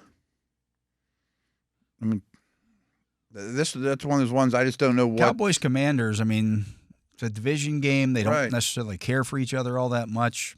I don't think Daniels plays in like McLaurin that much. Even if Daniels plays the entire game, is he going to go out and run the ball 10 times in this Probably game? not. I don't think so. Right. Like I think they tell him to just stay in the pocket, throw the football. You think Parsons plays? Yeah. Yeah. I mean, I don't know who else they would shut down. Yeah. Yeah, I'll take the points. The 4-12 Bears are at the 11-5 Packers. Green Bay favored by 10. The over under 41.5. I want the points. I don't. I mean, that's a lot of points. I'll take the Packers. Bears on the road have been awful. Oh, I know. Atrocious. People playing for jobs. Are they? I can't imagine Love's playing much of that game. Yeah. I kind of think that some of these will be. I think a lot of coach speak going on right now is what's happening in Buffalo. Like, well, we're going to start Josh Allen. Yeah, but is he going to get out? Is he going to play more than 2 series?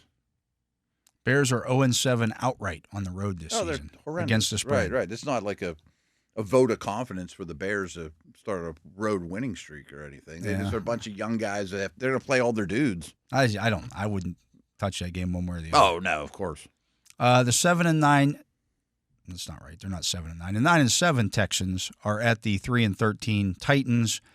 Tennessee favored by 2. The over under just 36.5. I'll take the home favorite. Will Levis. You're betting on Will Levis? Who's the backup for the Texans? I don't even know. Right. I mean, I'm sure they're sitting Tunsil and definitely Nico and Mixon. I guess I'll take the Titans. Right. At least they have something to play for. Mason Rudolph might get them to a couple of touchdowns. Yeah, Chig and I don't know. I mean, it's brutal. The 4-12 Jaguars are at the 7-9 Stinky Colts. How they lost that game last week is beyond me. Brutal. Indianapolis favored by 5. The over under 43.5. 5 seems like too many. Flacco. You could convince me either way on this. Jonathan Taylor could run for 200 yards, and I wouldn't be surprised. Mac Jones is capable, though. Brian Thomas could catch 5 touchdowns, and I wouldn't be surprised. I know. I think I just want the points. I guess. Again, I don't even. There's like 4 or 5 of these games that I really don't care. The Colts just, I mean, I understand the game was on the road last week. Mm-hmm. How do you lose to the Giants? I know. Ugh.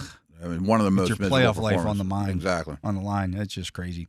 The 13-3 Bills are at the 3-13 Patriots. Buffalo favored by 2.5. The over under just 38.5. Patriots, one of those teams that had no Pro Bowlers this year. Bills only had 2. I still think I'll take the Bills.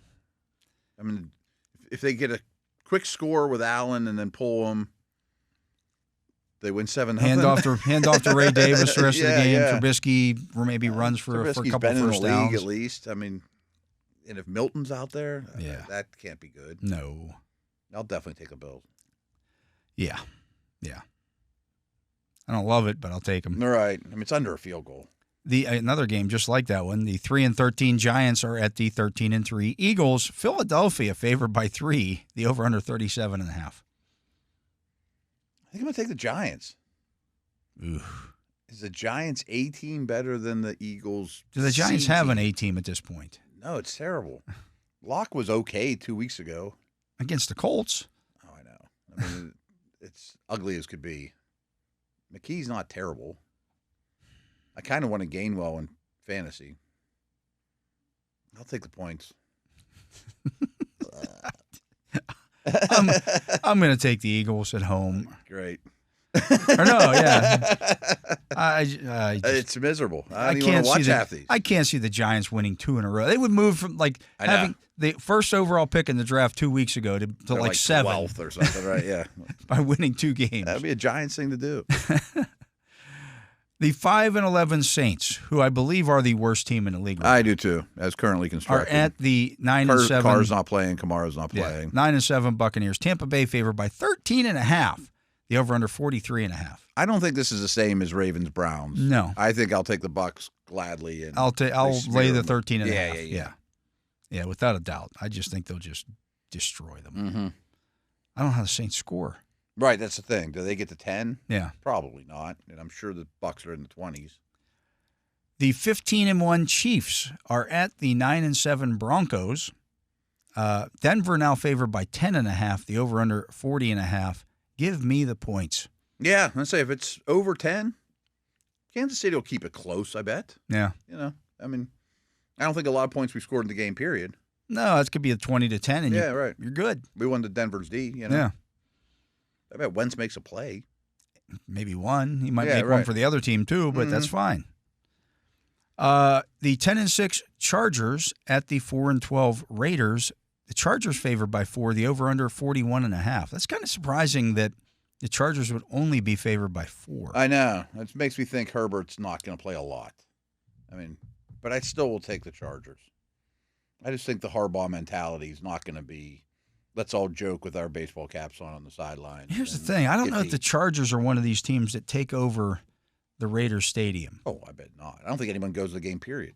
Because all the Charger fans in San Diego are still ticked off that, the team left. Yeah. I don't think either one of these fan bases. Now, maybe if some people in L.A. decide they want to make a trip to Vegas, but are they there to see the Chargers? Are they there to go watch the dancing girls? I bet you can get a ticket for $3 for this game. Oh, it might be really yeah. Brock Bowers needs 9 catches to catch Zach Ertz for the most receptions in a season by a tight end in NFL history. Do they feed him to get to that? Yes. I think so too. That's something to strive for, Yeah. Who you got? I guess I'll take the Chargers. I don't love it, but no, love is a big word. The 9-7 Seahawks are at the 10-6 Rams. Seattle favored by 6.5. I like Seattle 38.5 in a big way. I think Seattle. McVay loves to sit his guys. Yeah. And he may pick up guys this week just to play them so he can sit other guys. Yeah. Seattle's young and still has stuff to play for. I think they'll care. Geno Smith is 186 passing yards away from breaking the Seahawks record for a single season, 4,282 yards. 17 games to do it. Yeah. A mark he set in 2022, so he did it in 17 games. So I bet he gets it. I bet he does too. Yeah. Yeah. I'll take the Seahawks. Me too. The 8-8 Dolphins are at the 4-12 Jets. Miami favored only by a point.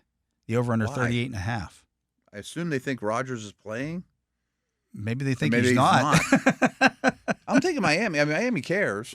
Yeah. The Jets are a miserable organization right now.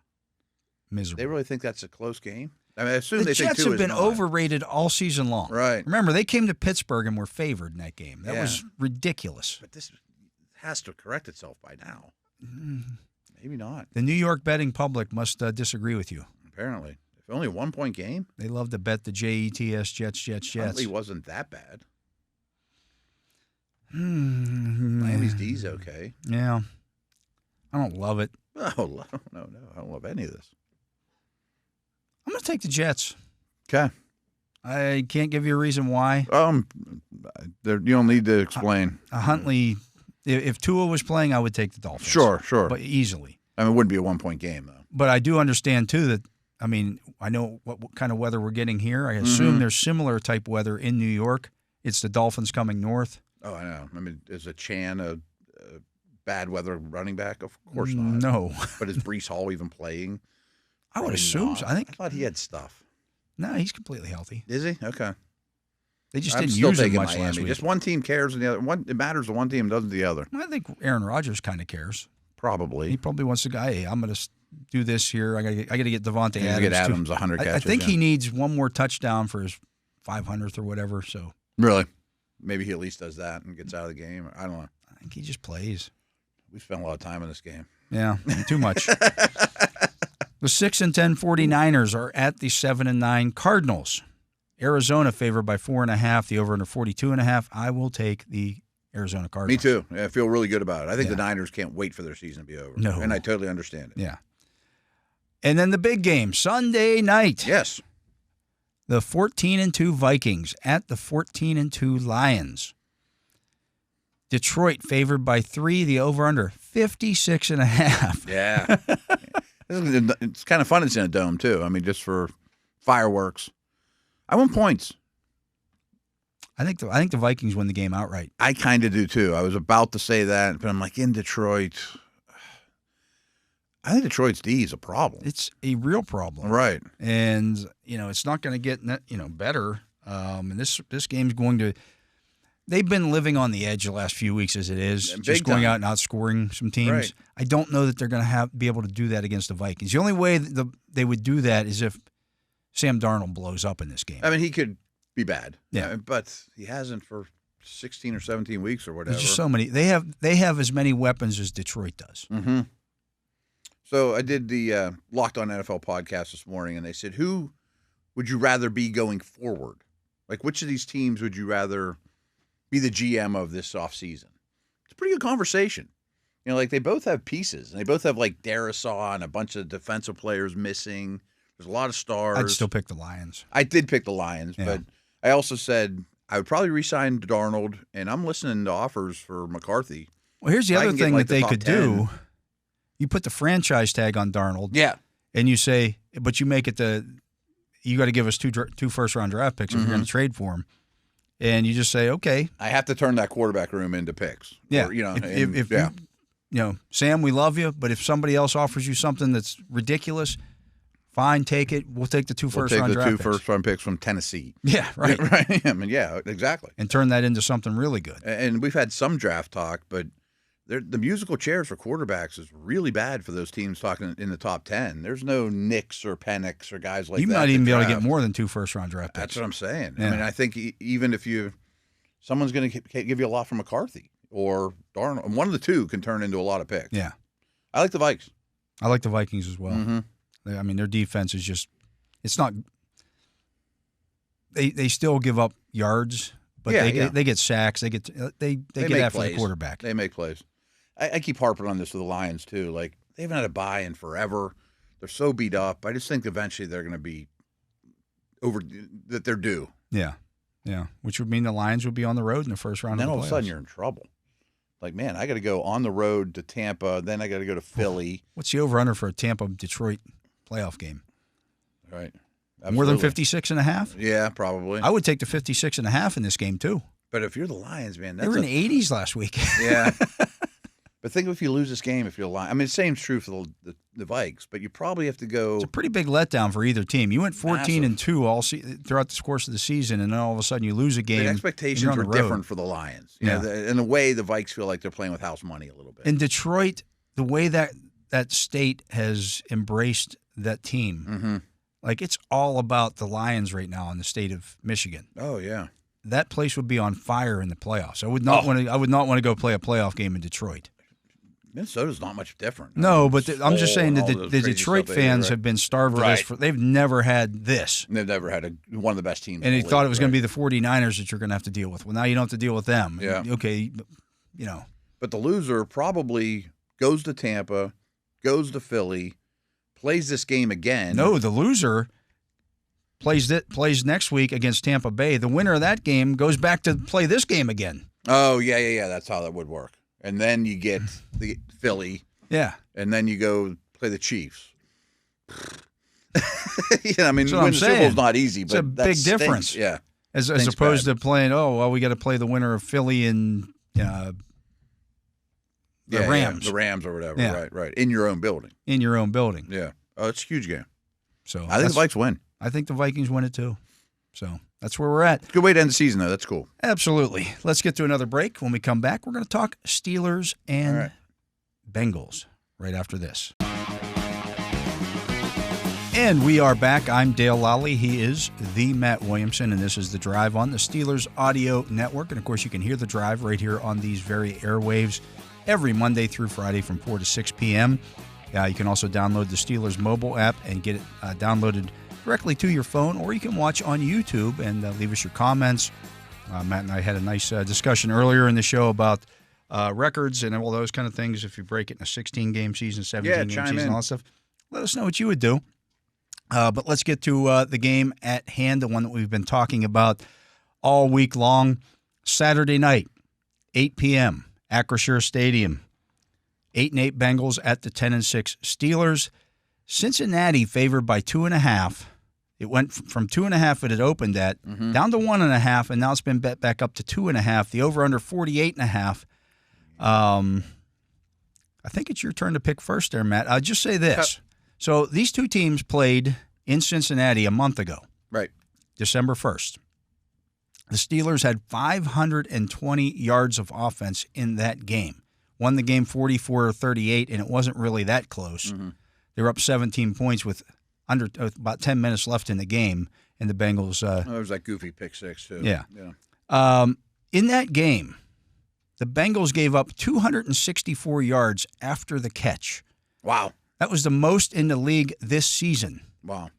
206 just after the catch. After the catch. It was a miserable tackling performance. And a lot of it was running back catches, right. Tight ends. Right, right. Yeah, just anybody who caught the ball was running 10 yards with it before he was touched by a Bengal. So I'm up, right? Yes, you are up. 27-26 Steelers.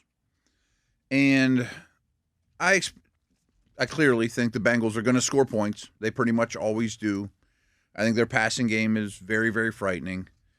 But I kind of only feel like they have one good thing going for them, and that's their passing game. And it's a great thing. I mean, it's the best thing that anyone has in this game. But I don't think they're going to do anything on the ground, maybe not even try. And as great as Burrow is, and Chase and Higgins, or the sprinkle of Gesicki, I think it's just too much to carry the entire team only throwing the football against a really good pass rush. In a cold weather game, a deflection here. Right. Bounces off a receiver's hand. Hit. I mean, there's going to be hits. I mean, the Steelers strip sack stuff. Back to kind of like we were talking about with Missi, I expect a much better performance in the trenches from the Steelers team. And I really think the extra time off is really needed. Some of the things that they can correct with bunches and motion, some of the defensive things that have plagued them, but really just emotional and physical rest, I think, is really important. And I think the Steelers are going to be physical. They're going to be at home. They're going to want to win this game. And I just don't think the Bengals have enough. They have one good thing. I'm going to go back to something that Deshaun Elliott said after the loss last week. And he said, look, we get the same guys out there, and these things are happening. Really, they didn't have the same guys out there that they had earlier in the season when they were playing well. They didn't have all those guys out there at the same time. 2 of those 3 games are missing Deshaun Elliott. They're missing Porter. They're missing, Dante Jackson's out, things of that nature. Last week against Kansas City, it was Porter that was missing in that game. I love how healthy they are. I love how healthy they are. Yeah. Now they finally got the defenses back together. And so that has a trickle-down effect. Guys that were playing whoever had to start for Porter, for example, goes back down to playing 15 snaps a game. Yeah, if it's Pierre or Trice or whoever, right? Yeah. Instead of playing 60, you're playing 15, which is what you're supposed to be playing at this point. And so the communication should be better in this because you've got the guys that now they can look at each other and go, they know nobody's trying to cover up for anybody else. Nobody's trying to do anything crazy. And you've been around the players. Clearly that's been stressed these last 10 days. Clearly. So you got everybody back. You got everybody back offensively. You are a healthy as you can be at this time of year team going into this game. And quite frankly, you ran up and down the field on these guys in Cincinnati, in their building, a month ago. Yeah. A month ago. I don't understand why Cincinnati is favored in this game. I just don't get it. I think this is I can understand to pick them, but I don't understand them being a dog. I don't get it. This is very much like the Jets game, where I thought the wrong team was favored in this game because of the public perception that the Steelers are a struggling team right now. And all of a sudden, the Bengals are this team that is, they're hot right now. I just think it's 2 streaks. One's on a winning streak, one's on a losing streak. As I laid out in my 5 for Friday today, the Bengals lost to the Eagles. The Bengals lost twice to the Ravens. The Bengals lost to the Chargers. The Bengals lost to Washington. The Steelers beat Washington. The Steelers have beaten the Ravens. They're a better football team. Bengals play the Chiefs? Yeah, they lost to them, too. They lost to the Chiefs, too. Yeah. I'm so like the 3-game losing streak. 1-7 against teams who are in the playoffs right now. The Steelers are 4-3 against those teams. They're a better football team. I think it's a good way of putting it, too. It's like Steelers just had this 3-game losing streak against 3 really good teams. Well, the Bengals lost them, too. They lost all the same teams. They just didn't do it all in 3 games in a row at the end of the season. If they'd have played them in these last 3 games, guess what? They would have lost to them, too. Right, exactly. So, it's all about perception here. And again, I know these 2 teams played a month ago. Mm-hmm. And the Steelers were the far better team. They were the better team. They were the better team on that day. Yeah. And that nothing has changed. Nothing has changed with that. I think they're actually in better shape now than then. Yeah. I mean, just in terms of rest and injuries and those type of things, too. So I got the Steelers winning this one 34-27. Okay. I think it's a similar type game to the last time. I think the Steelers run the football effectively against this team. Steelers run game's really interesting to me. I think they, the Bengals are who they are at this point. They're not going to suddenly, people say, well, maybe they won't give up all those underneath catches this time around. Okay, so that means they're going to let George Pickens run free down the field. Right. I don't see them letting that happen either. They just have personnel deficiencies on defense. I mean, they just gave up 2 long touchdowns to Marvin Mims last week. Mm-hmm. Like, pick your poison. They can't stop everything.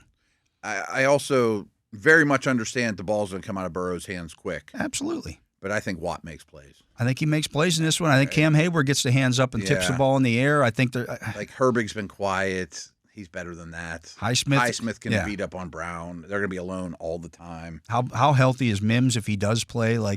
He's still a rookie. I mean, on his best day, I think that O-line's in for a long I think the Steelers crowd will be into it. It's a Saturday night game. Yeah. It just doesn't set up well for Cincinnati. What if Higgins doesn't play, or something like that too? There's a couple of their fringe guys that I know Chase isn't going to play, and I don't think Mims will play. There's a couple of them that could not play or by the fourth quarter stop playing. Yeah. That first time around, the only reason the Bengals were still in that game in the fourth quarter was because of that pick 6 that shouldn't have happened. Mm-hmm. George Pickens got thrown to the ground by his head. Yeah. At the line of scrimmage, and it was a bad pick 6. That's a 24-point game in the fourth quarter if that didn't happen. Right. The Steelers were clearly the better team. Clearly the better team on that day. If the Steelers get up and it's just run, the Bengals D is going to be. They're going to. There's enough of this. Yeah, right. Hubbard's not playing. He's been out. He played in the last game against the Steelers. He's a good player. Mm-hmm. Like they just don't have the horses. Like I get that the Bengals have life and they're on a winning streak. They have like a 7% chance of making the playoffs too. I mean, there's some reality here too. And their kicker stinks. And across the board, special teams, they have a disadvantage. I think Steelers are back to sacks and turnovers. I don't think Burrow's going to make terrible decisions or anything. Yeah. But it's just so much is on him. Everything's on him. There's so much bad stuff that can happen when the ball goes into the air, and I think it gets magnified when it's cold. Mm-hmm. Balls tip off of a guy's hands that he might have caught in warm weather, but it tips off his hands and it turns into an interception. Mm-hmm. Like I think Minka Fitzpatrick may get another one in this game. No, it wouldn't surprise me. Wouldn't surprise me. No. They turned Burrow over 3 times the last time. I think the Steelers' defensive stars will look like stars. Yeah. Doesn't mean the Bengals won't make plays. Oh, they're going to make plays. They're going to go out there and put the ball in the air 55 times. They're going to score some points. Yeah. But they also might score some points for the Steelers. Mm-hmm. No, I think I'm with you. I think we see it the same way. You have a bigger discrepancy in the score. I don't know if the Steelers will get to mid-30s. That's asking a lot. I think they'll run the ball a higher percentage than they did the first time around. You get a turnover down in there, and you get a cheapie. That would go a long way. Yeah. I do think the Steelers' run percentage will be higher than the first time around. Yeah. And I think the part of that is Tomlin's going to want to feel good about the run game going into the playoffs. Yeah. Because you're going to be on the road. So likely going to be on the road. I'm just assuming Baltimore's going to win. Yeah. I mean, everybody is. That would be the biggest upset in NFL history. I mean, it's one of the biggest spreads I've ever heard. I mean, there have been teams that have lost 14-point double games. digits. Yeah, by 14 points and lost the game. But 19, 20? Yeah. I don't see that happen. I don't see it happen. I can't imagine the Ravens losing the game. So, I mean, again, it's the difference between the Steelers going to Houston or the Steelers going to Baltimore potentially. If they lose and the Chargers would win, I can't remember. We both picked the Chargers to win. So yeah. The thing about that game is obviously it's a lot different if Cincy wins if you're the Chargers. Yeah. In terms of who am I playing, who am I not. Right. Picking that game's subject So to change. if that's the case, if the Steelers are going to Houston, are they favored in Houston? What's the spread in that game, do you think? I think that depends on how convincing their win or what they look like on Saturday night. Because that's going to be Houston's not going to do anything to change the perception on them, and they just scored 2 points last week. But I'm just thinking about all the bettors are going to be on that Steeler game. And if the Steelers look crappy, I bet that the number's low. But if the Steelers beat up on the Bengals, I think the Steelers are 4-point favorites on the road. I think one way or I think either way, because, again, Houston scored, 16 points against, was it 16 or 19 against Kansas City, lost that game, scored 2 against Baltimore. They're not going to do anything to improve their lot this week. I still think that game's probably like 2 points. Steelers by 2. Favored. Yeah. I lean that way too. I don't know what the betting lines have been like for the Texans. Are they one of these teams that people still think are good? I think so. I think the Steelers have been underestimated in that regard over the course of the season. I don't think people realize how bad some of the Texans' issues are on offense, though. Yeah. I mean, they don't. They still think that C.J. Stroud's the rookie of the year and playing like the rookie of the year, and he's not. And he's been beaten up. Yeah. But So. get to that game when we get to that game. What if they go to Baltimore? I think it was, 7 the first time around down there? I bet it'd be more. Probably. Mm-hmm. I would take the points. I would too, but I bet it'd be a big line. 8.5, something like that. Like that game ended up 34-17. It wasn't that kind of game necessarily. I'm sure Baltimore will look really good in a standalone game. Yeah. To influence the line. But let's remember, I just go back to the interception that Lamar Jackson threw. And if you're watching Hard Knocks and they showed Harbaugh after the interception, and he's like, "Oh, here we go again," because it was a 1-score game at that point. Yeah.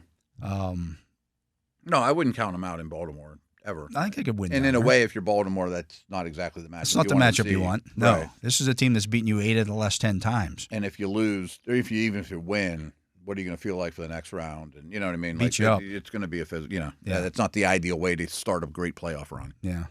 But we both think the Steelers win this one. I do. I feel pretty strong about it. I do too. I mean, I have great respect for Burrow, and his receivers are awesome, but it's a team game. It is. You know what I mean? If we're 7-on-7 passing camp, you're right. Give me Joe Burrow. Right. Give me Jimmy Chase. Give me Higgins. Give me what they got. But that's not what this is. I mean, they put 11 on both sides, and let's say that the 25 Bengals that are going to play the most snaps, most of them are a problem. I mean, 3 of them are wonderful. The rest of them are kind of a problem. Yeah. I mean, I just don't think they're very talented, including the O-line. I think I'm 12-4 picking Steeler games this year. I have no clue what I am. I guess I could probably figure it out. You picked them against the Jets. I know I lost the Jets game. You lost the Jets game. I lost the Colts and Cowboys losses, too. That's 2 of my losses. You also had another one earlier in the season where you picked against them. I'm pretty sure I picked against them on this 3-game losing streak each step of the way. Definitely did Eagles. We both picked them against Kansas City. No, I picked the Steelers against the Chiefs. Yeah. But we both picked them to lose to the Ravens and Eagles. Yeah. There was one earlier in the season, though. Was it at Denver, maybe? I think you picked the Broncos. Probably. I always picked the Broncos first 2 weeks of the season. Yeah. I think that was one as well. I don't know if I picked them to lose, or I definitely picked the Broncos plus the points. They were favored in that game, the Steelers. I think the Broncos were. Were they? Yeah. Then I took Denver. Yeah. I think I have a 2-game lead on you in terms of that. Not that I've been keeping track of it. I just know that sounds like you did. Well, I just know that there was. We both took them against Atlanta, right? Yeah. I say Atlanta was a hard team to judge at that point. You definitely picked them against you picked the Jets. Yeah, I did pick. And the you Jets. picked. I think it was Denver. Denver adds up because Denver early in the season is something I always do. Yeah. So there's where we're at. Okay. There we go. Matt, that's going to do it for the week. Yeah. Another good week in the books. We'll be Regular back season's in the books next week for the playoffs. How about that? We'll break it's nice down. knowing you're going to be in. Yeah. It's been a couple weeks now. You know. And again, the Steelers didn't back into the playoffs. No. They clinched a playoff spot a month ago. Right. That's different. That's not backing in. I mean, I know the Bengals, if they get in, will be on a 5-game winning streak, but that's backing in. You need this guy to lose and this guy to win and this guy to lose. If Denver were to lose on Sunday to Kansas City, and both Miami and Cincinnati lost. That's backing into the playoffs. Yeah. You backed into You're the playoffs. going down to the wire hoping that these somebody teams else tie loses or something, right? Yeah. That's not where the Steelers are at right now. But No, they clinched a long time ago. yeah. Anyways, for my partner, Matt Williamson, for Justin Miller here on site running the Justin Miller hotline, and for Tyler Vittmeyer making sure our video gets out there onto YouTube, I'm Dale Lolley. We thank you for listening to this edition of The Drive on the Steelers Audio Network. Steelers football happens here. The Pittsburgh Steelers Audio Network.